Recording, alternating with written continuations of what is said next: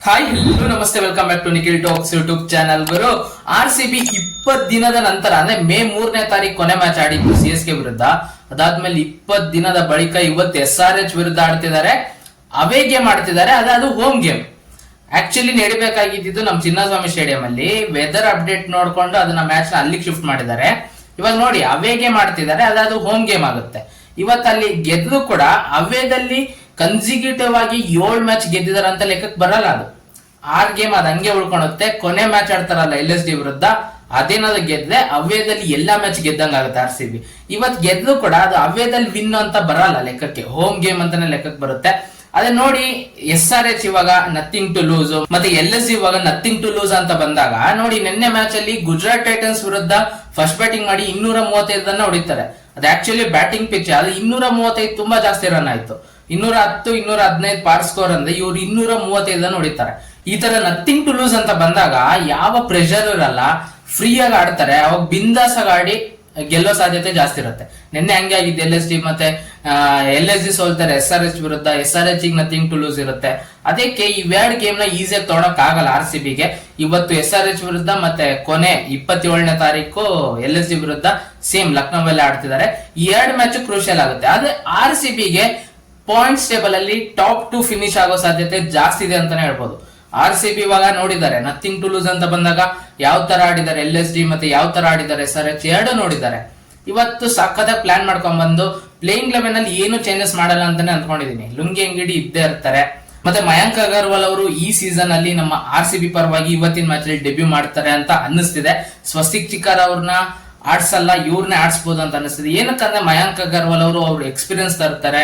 ಅವರು ಕೂಡ ಈ ತರ ಪ್ಲೇ ಆಫ್ಸ್ ಎಲ್ಲ ಆಡಿರೋ ಅನುಭವ ಇದೆ. ಮತ್ತೆ ಕ್ಯಾಪ್ಟನ್ಸಿ ಬೇರೆ ಮಾಡಿದ್ದಾರೆ IPL ಅಲ್ಲಿ ಪಂಜಾಬ್ ಪರವಾಗಿ. ಅದಕ್ಕೆ ಅವರಿಗೆ ಚಾನ್ಸ್ ಕೊಡ್ತಾರೆ ಅಂತ ಅನಿಸ್ತಿದೆ. ದೇವದತ್ ಪಡಿಕಲ್ ಅವ್ರ ಜಾಗಕ್ಕೆ ಇವ್ರು ಬರ್ತಾರೆ.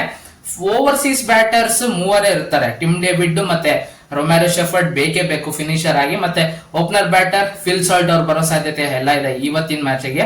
ಏನಕ್ಕಂದ್ರೆ ಜೇಕಬ್ ಬೆಥೆಲ್ ಅವರು ನೆಕ್ಸ್ಟ್ ಪ್ಲೇ ಆಫ್ ಸಿಗ್ ಇರಲ್ಲ, ಫಿಲ್ ಸಾಲ್ಟ್ ಅವರು ಇರ್ತಾರೆ. ಅದಕ್ಕೆ ಫಿಲ್ ಸಾಲ್ಟ್ ಅವರು ಇತ್ತೀಚೆಗೆ 2-3 ಮ್ಯಾಚ್ ಆಡಿಲ್ದೇ ಇರೋ ಕಾರಣ ಅವ್ರನ್ನೇ ತಂದಾಗ ಇವಾಗ ನೆಕ್ಸ್ಟ್ ಪ್ಲೇ ಆಫ್ ಸಿಗೆ ಫಿಟ್ ಆಗ್ತಾರೆ. ಅದೇ ಮ್ಯಾಚ್ ಪ್ರಾಕ್ಟೀಸ್ ಸಿಗುತ್ತೆ. ಇಲ್ಲ ಅಂದ್ರೆ ಬೆಥೆಲ್ ಅವ್ರಿಗೆ ಚಾನ್ಸ್ ಕೊಟ್ರೆ ಪ್ಲೇ ಆಫ್ ಸಿಗೆ ಫಿಲ್ ಸಾಲ್ಟ್ ಅವರಿಗೆ ಮ್ಯಾಚ್ ಪ್ರಾಕ್ಟೀಸ್ ಇರಲ್ಲ. ಅದಕ್ಕೆ ಫಿಲ್ ಸಾಲ್ಟ್ ಅವ್ರನ್ನ ಆಡಿಸ್ತಾರೆ. ಜೇಕಬ್ ಬೆಥೆಲ್ ಅವರು ಪ್ಲೇಯಿಂಗ್ ಲೆವೆನ್ ಅಲ್ಲಿ ಇರಲ್ಲ ಅಂತ ಅನಿಸ್ತಿದೆ. ಏನಕ್ಕಂದ್ರೆ ಒಬ್ಬ ಬೌಲರ್ ಬೇಕೇ ಬೇಕು, ಲುಂಗಿ ಅಂಗಿಡಿ ಅವ್ರು ಬೇಕೇ ಬೇಕು. CSK ವಿರುದ್ಧ 3 ವಿಕೆಟ್ ತೆಗೆಯೋದು ಅವರೇ. ಹೇಸಲ್ವುಡ್ ಅವ್ರು ಇಲ್ಲ ಅಂತ ಅಂದಾಗ CSK ವಿರುದ್ಧ 4 ಓವರ್ ಅಲ್ಲಿ 30 ರನ್ ಕೊಟ್ಟು 3 ವಿಕೆಟ್ ತೆಗಿತಾರೆ. ಅದಕ್ಕೆ ಅವ್ರನ್ನ ಆಡಿಸ್ತಾರೆ. ಓವರ್ಸೀಸ್ ಬೌಲರ್ ಬೇಕೇ ಬೇಕು. ಇಲ್ಲಾಂದ್ರೆ ನೋಡಿ, 4 ಓವರ್ಸೀಸ್ ಬ್ಯಾಟರ್ನೇ ಆಡ್ಸಿದ್ರೆ ರಸಿಕ್ ಸಲಾಮ್ ದರ್ ಅವ್ರನ್ನ ತರಬೇಕಾಗುತ್ತೆ ಬೌಲಿಂಗ್ ಆಗಿ. ಅವರು ಅಷ್ಟೇನು ಒಳ್ಳೇದಾಗಿ ಪರ್ಫಾರ್ಮೆನ್ಸ್ ಕೊಟ್ಟಿಲ್ಲ. ಸ್ಟಾರ್ಟಿಂಗ್ 2-3 ಮ್ಯಾಚ್ ಅವ್ರಿಗೆ ಚಾನ್ಸ್ ಕೊಟ್ಟರು, ಅವ್ರ ಕಡೆಯಿಂದ ಅಂತ ಒಳ್ಳೆ ಪರ್ಫಾರ್ಮೆನ್ಸ್ ಬಂದಿಲ್ಲ. ಅದಕ್ಕೆ 3 ಓವರ್ಸೀಸ್ ಬ್ಯಾಟರ್ಸ್ ಮತ್ತೆ ಲುಂಗಿ ಅಂಗಿಡಿ ಇದ್ದೇ ಇರ್ತಾರೆ ಅಂತ ಅನಿಸಿದೆ. ಮತ್ತೆ ಫೇವ್ರೇಟ್ಸ್ RCB ನೇ ಗುರು. 20 ದಿನ ಆಗಿರ್ಬೋದು ಗ್ಯಾಪ್ ಬಂದು, ಆದ್ರೂ ಕೂಡ RCB ಗೆದ್ದೆ ಗೆಲ್ತಾರೆ ಅಂತ ಅನಿಸ್ತಿದೆ SRH ವಿರುದ್ಧ. SRH ಈಗ ನೋಡ್ತಿದ್ರೆ ರೀಸೆಂಟ್ ಆಗಿ 2-3 ಮ್ಯಾಚ್ ಅಲ್ಲಿ ಸಖತ್ತಾಗಿ ಬೌಲಿಂಗ್ ಮಾಡ್ತಿದ್ದಾರೆ. ಮತ್ತೆ ಅವರ ಪ್ಲೇಯಿಂಗ್ ಲೆವೆನ್ ಒಂಥರ ಬ್ಯಾಲೆನ್ಸ್ಡ್ ಆಗಿ ಕಾಣ್ತಿದೆ. ಅದು ಕೂಡ RCB ಗೆ ಎಡ್ಜ್ ಅಂತ ಹೇಳ್ತಿದ್ದೀನಿ.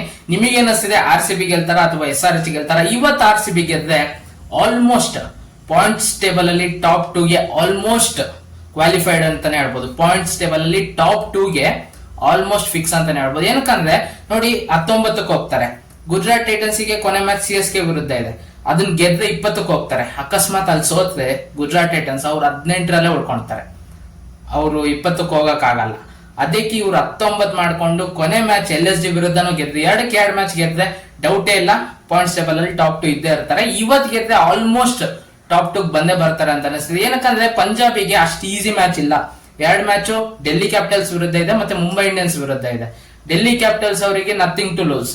ಅವರು ಫ್ರೀಡಮ್ ಆಗ ಬಂದು ಸಖತ್ತಾಗಿ ಆಡಿ ಬಿಂದಾಸಾಗಿ ಆಡ್ಬೋದು. ಮತ್ತೆ ಮುಂಬೈ ಇಂಡಿಯನ್ಸ್ ಯಾವ ತರ ಆಡ್ತಿದಾರೆ ಗೊತ್ತಿದೆ.